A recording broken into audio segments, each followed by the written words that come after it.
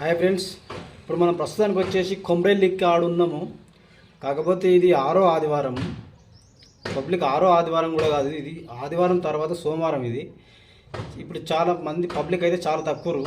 ఎందుకంటే మేము అగ్నిగుండాలు అప్పుడు వచ్చినాము, ఏం మంది లక్షల మంది, ఇంత అడుగు పెట్టే సందు లేదు.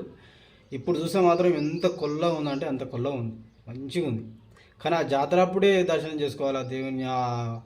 పబ్లిక్ని చూస్తేనే నీకు ఎంతో పెద్ద పండుగలే కూడుతుంది. ఏడ పోయినా కానీ పబ్లికే, నీకు చుట్టుపక్కల 5-6 కిలోమీటర్ల వరకు మొత్తం పబ్లికే ఉంటారు చెట్ల కింద. ఏడ అంటే ఆడ మనకు ఇక్కడికి వస్తే మనకు మెయిన్ ఇబ్బంది ఏమవుతుంది అంటే నీళ్ళ కాడ ఇబ్బంది అవుతుంది. మన ఫోన్లోకి ఛార్జింగ్ పెట్టుకోవాలన్నా దీనికి అయితే చాలా ఇబ్బంది అవుతుంది ఆ టైంలో.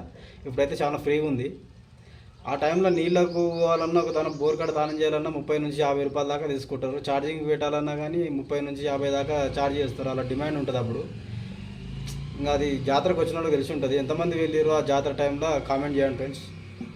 చూడండి, వీడియో అయితే చూడండి. ఫస్ట్ అయితే ఇప్పుడు కొల్ల ఉందంటే